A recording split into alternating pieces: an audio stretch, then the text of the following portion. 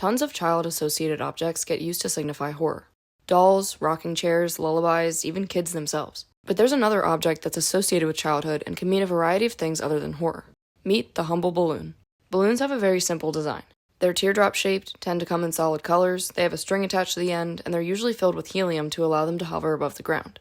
And these simple objects are littered throughout, you guessed it, movies, TV, and games. And like many other objects, the meaning attached to them varies throughout projects. So I'm going to go through these examples and their symbolisms to see if there's any overarching hidden meaning to this simple nostalgic floating object. First is loss of innocence. Balloons are fragile and vulnerable, like children, and they're also short-lived, like childhood. So they're often used to represent a loss of innocence, like in probably the most well-known example, It. Balloons are a staple of this series. Strange. There's usually a murderous clown attached to the other end of these. It takes the form of Pennywise the Clown and often has one or multiple red balloons to accessorize his look. He uses the balloons to lure in children. Do you want a balloon too, Georgie? And he repeatedly references how you'll float too. This is a double entendre, maybe triple, because it refers to the victims literally floating in the sewer water once Pennywise kills them, the children hovering above the ground as a result of looking at the deadlights, and a link between children and balloons, which are fragile, associated with childhood, and float in the air. Another piece of media that prominently features balloons to symbolize loss of innocence is in the 2010 Quantic Dream video game Heavy Rain. This game follows the story of Ethan Mars, an architect whose beautiful home, healthy marriage, and happy life with 2 sons all come crumbling down after a very stressful trip to a very crowded mall. Ethan and his wife take their 2 sons, Jason! and Sean! to the mall. His wife and Sean go to buy shoes, and Ethan and Jason go to a really scary clown to buy a balloon. Like in most appearances of a singular balloon in media, the balloon is red, which allows it to serve as a beacon to follow Jason. I have to find him. Hey, be careful. The red balloon! Follow the red balloon. Because as soon as he gets the balloon, he takes off. You track him through the mall and eventually outside where he runs into the street and gets hit by a car. The final shot being the single balloon floating away. This shot encapsulates the loss of innocence. Jason's childhood and life is over, but it also represents the end of Sean's childhood. He becomes introverted and often has to be pressured to play.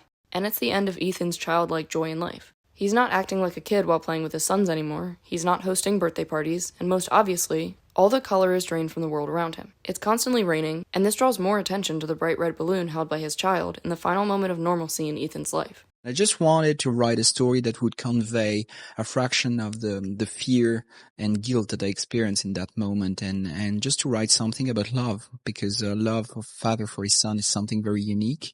It's kind of some kind of unconditional love. You don't expect anything in return. This is why also the tagline of Heavy Rain is, how far are you prepared to go to save someone you love? They don't always have to be red though. In the black phone, the balloons are black. Like Pennywise, the grabber uses the balloons as a tool to lure children. He pretends to drop a bunch of items outside his van, Finney tries to help, then takes notice of a group of black balloons, the grabber asks him if he wants to see, and surrounds him with the balloons, the confusion allowing him to force Finney into the back of his van. The balloons come back throughout the story too. Finney's sister Gwen has prophetic dreams about black balloons, and is interrogated by the police, who inform her that black balloons were found at the scene of every kidnapping.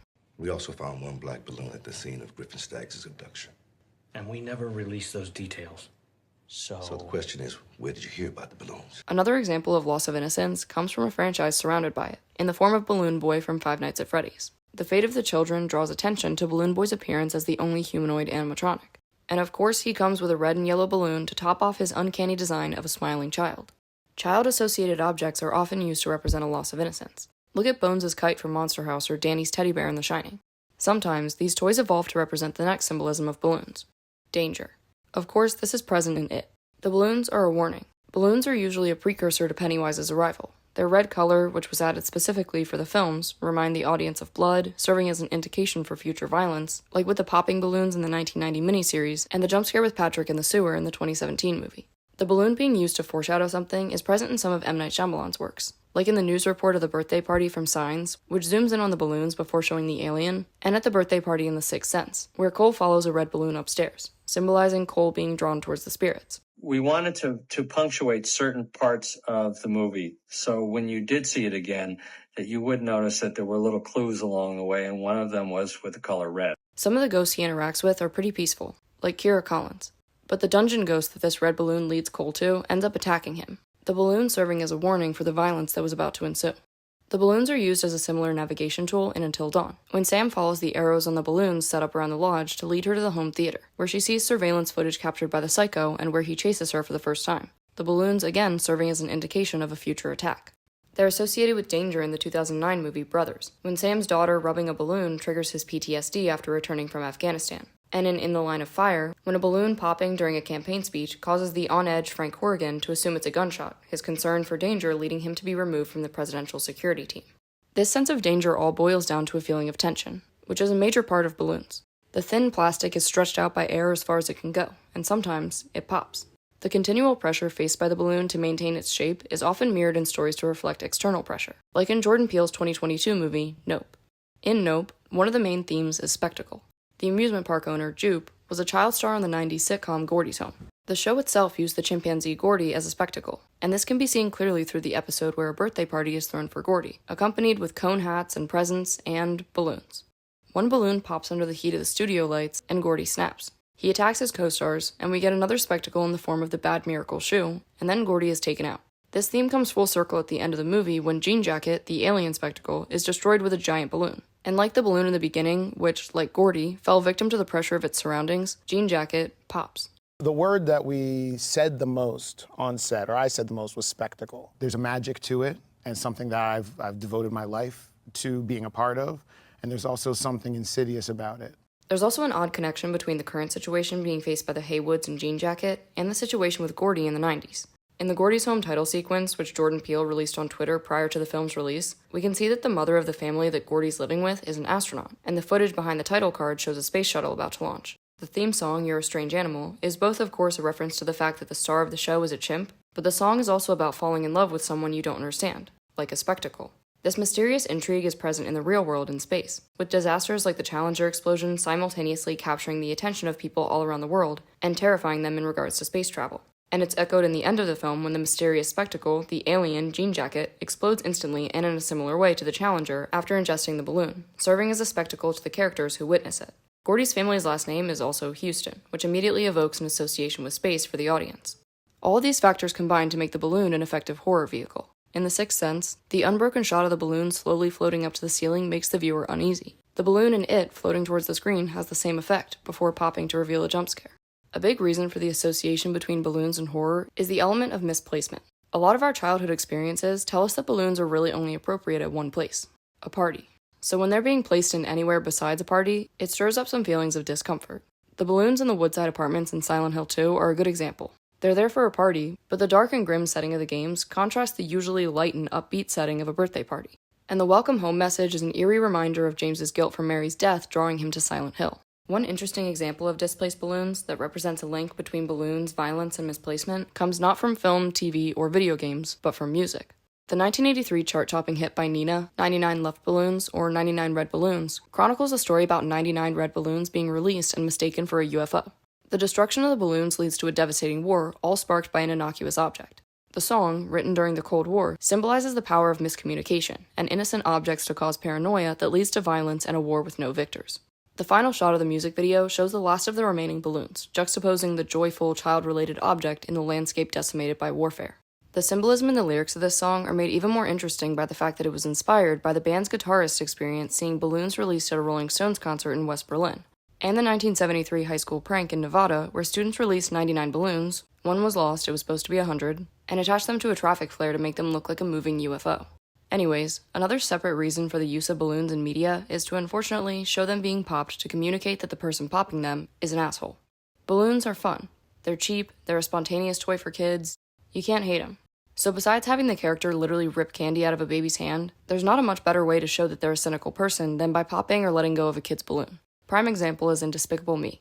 The entirety of Gru's introduction is designed to show how he's despicable. He cuts in front of everyone at the coffee shop, crashes into his neighbor's car, and creates a balloon animal for a sad child just to pop it in his face. It's clear from this opening that these are all acts of kind of over-the-top villainy. He goes out of his way in every scenario to do something bad. It's obviously very similar to the way Megamind acts, in his movie about a reformed supervillain that came out the same year.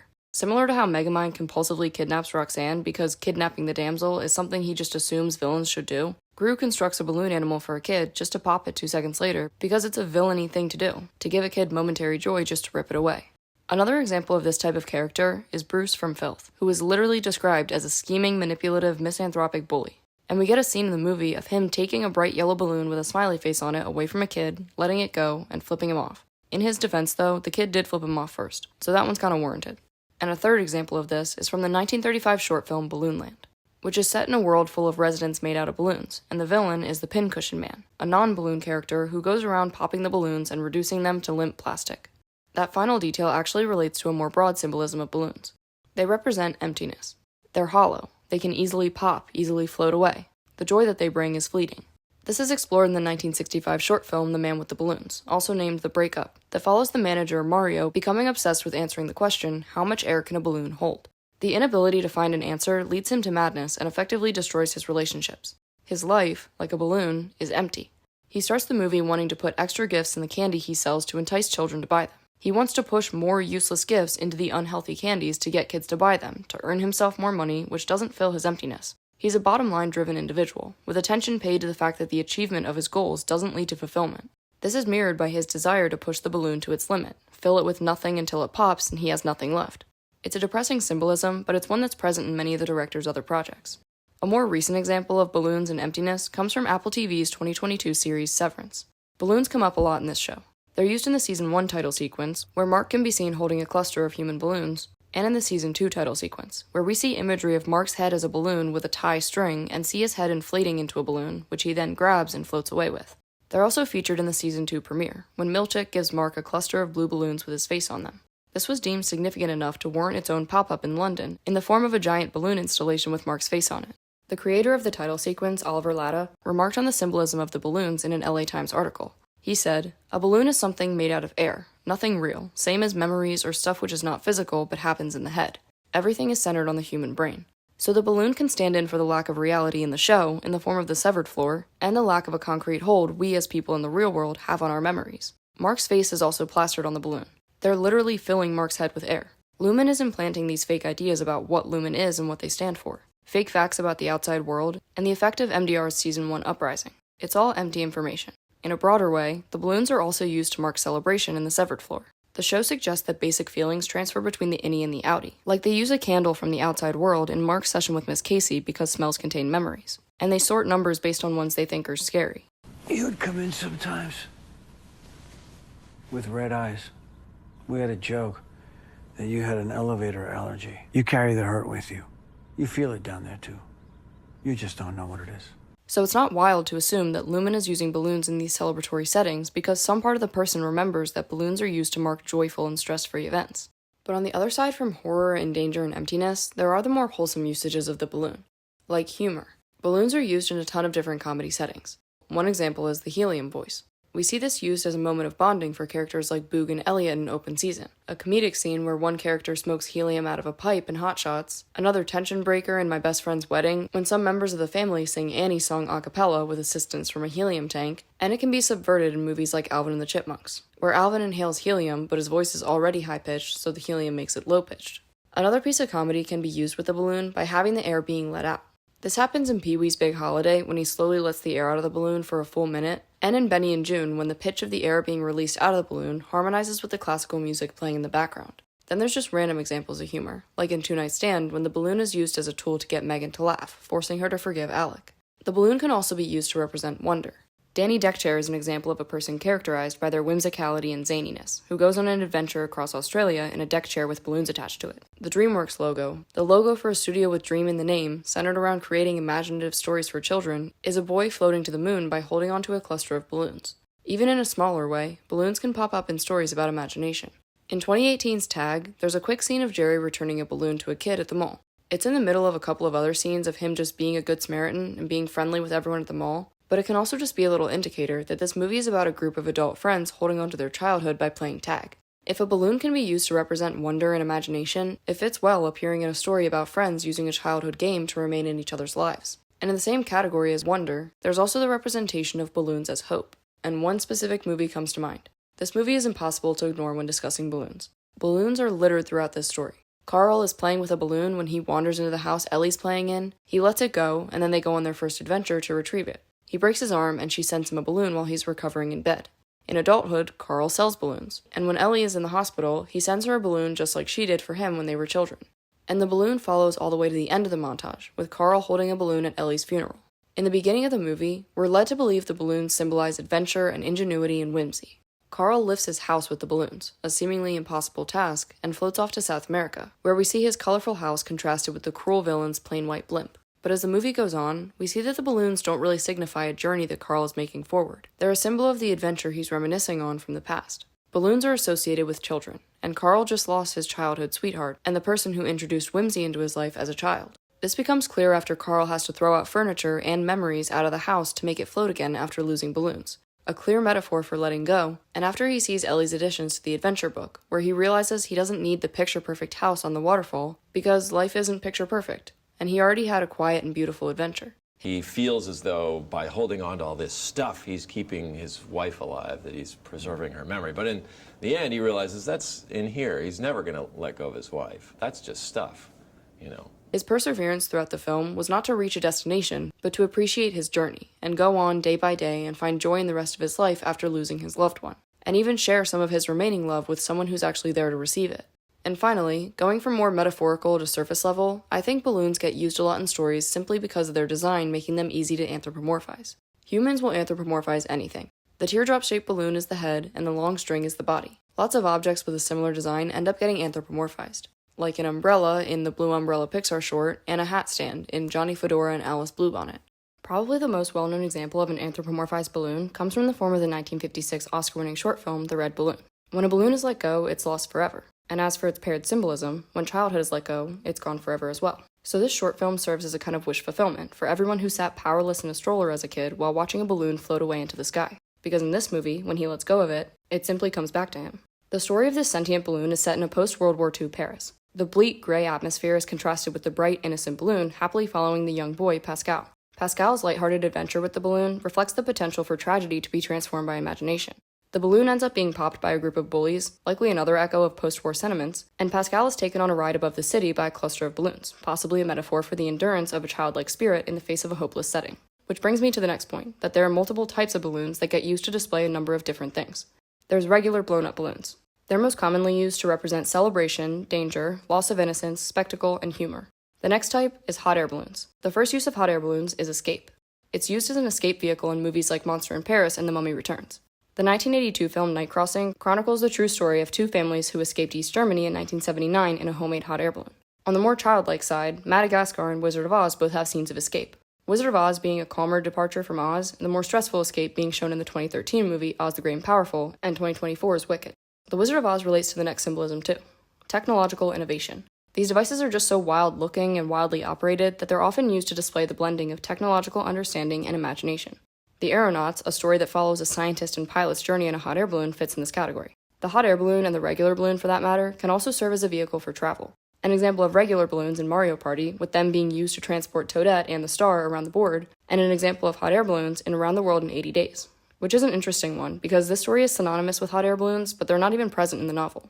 Fog travels by car, train, even elephant, but not by hot air balloon. The association between the story and hot air balloons came from the 1956 film adaptation, which used the device as an element to the intentionally fantastical adventure. Speaking of fantastical, it can also be used to represent a metaphorical form of travel, like in It Could Happen to You. They're traveling in the balloon equivalent of riding off into the sunset, like Cinderella or Grease. They're traveling to a happy ending. This strange device is used to depict strangeness and fierce people, with this wealthy family's tradition of holding hot air balloon races to entertain themselves being used to show their grandiose lifestyle and how generally out of touch they are. Then there's the purpose of the hot air balloon to be used in comedy. Most of the time, it serves as either a wildly impractical form of transportation or a confined comedic space, like in The Ugly Truth, The Layover, and Police Academy 4. These examples are supposed to be ridiculous and fun, like the next type of balloons. I've never lost a water balloon fight. I'm the Michael Jordan of water balloon fights. Upper McCunchy Township Police respond to a large gathering on Ash Lane. It wasn't long we're already pinned in. before they were being pummeled. We had an insane water balloon fight. Water balloons signify juvenile mayhem. When they show up in movies and in the real world, they're used to show childhood fun. So it's used in movies and shows like Yes Day, Craig of the Creek, and All American to show innocent childhood summer fun. In All American, the teenagers having a water balloon fight reminds them and the audience of childhood. Then they go directly into a conversation about college, drawing attention to the position of water balloon fights as being strictly rooted in childhood. Because of this association, they're often used as a good-hearted, fun-spirited attack, like in Zoe 101 and American Graffiti. These aren't mean-spirited attacks. They're not trying to inflict harm. In American Graffiti, they chuck water balloons through a car window. but they're smiling the whole time, just playing pranks and enjoying being teenagers in a movie about summer adventures in one of the first decades where that American teenage experience had fully emerged. Alex even explains how they're a quintessential part of the American adolescent experience in Wizards of Waverly Place. Okay, your turn. I'd love to, but it seems rude. No, that's the part that makes it American. Horrid Henry, Roll Bounce, the 2001 PC game Water Balloon Blast, they all use water balloons to ironically joke about them being part of this painless game. Besides that, the last reason that water balloons tend to be used is to show the character in an embarrassing or unflattering position by having them get smacked in the face with a water balloon. Like in Booksmart, when Molly gets hit in the face with one on the last day of school after realizing that her entire class of truants and apathetic students have gotten into the same Ivy League schools she's devoted her high school life to. The realization wakes her up, like getting hit in the face with an ice-cold water balloon. The next category after water balloons is balloon animals. The examples of balloon animals being antagonistic are pretty few and far between, the only ones coming to mind being the bloodhound balloons in Killer Clowns from Outer Space and the balloon dog that Jim Carrey turns into a Tommy gun in The Mask. Sometimes they're used in regards to the childhood obsession with them.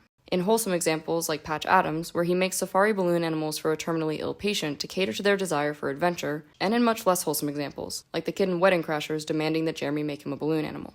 There's the literal balloon animals in Shrek, which demonstrate Shrek and Fiona's similarities and growing connection, and metaphorical ones, like the Pink Floyd pig balloon, inspired by Animal Farm, that represented the greed of the elite class. So these are the main types of balloons used in media. Of course there's more. Airwalker balloons, punch balloons, the giant Macy's Day Parade balloons, but regular, water, animal, and hot air balloons are the ones that have the clearest meaning behind their usage in media. Which begs the question, what was their purpose before their eventual depiction in media? Animal bladders filled with air have been seen throughout history, dating back to ancient Greece. In 1783, Joseph and Etienne Montgolfier held the first public display of the hot air balloon at Versailles, its first passengers being a sheep, a duck, and a rooster. Over 40 years later, in 1824, the first rubber balloon was made by Michael Faraday to be used in hydrogen experiments. Only a year later, English inventor Thomas Hancock assembled and sold the first DIY balloon kit. The rest of the decade saw improvements in the durability of the balloon, and by the 1930s, their low cost and variety in color and the world's 20th century mass production techniques and evolving consumer spending habits made them a popular piece of birthday party decor. Their novelty as a floating object that appeared to defy gravity made them popular children's toys, and the rest is history. Like many other random pieces of culture, it's interesting to see how the depiction of an object can be molded by a story, and how the popularity of that story can mold public perception of the object. In 2017, the popularity of the It remake led to a craze of people tying red balloons to sewer grates. Like the balloon itself, it was harmless, but it was intentionally done to remind the viewer of the experience they had watching this movie. Even in the real world, balloons are signals. In the movies, they signal violence, danger, and warning by playing off your understanding of how abruptly they pop or float away. And they signal hope and whimsy, playing off your understanding of their identity as a childhood toy. This object could likely only be played with by a child, because they can use their imagination to give it purpose. It doesn't do anything. So most adults wouldn't be entertained by an object that you do nothing but hold on to. But in the depiction of the balloon, it seems that we took a note out of a childhood book. By using our imagination in different forms of storytelling to assign this blank slate object with nervous anticipation, anthropomorphic tendencies, heightened emotional significance, and a collective childhood nostalgia.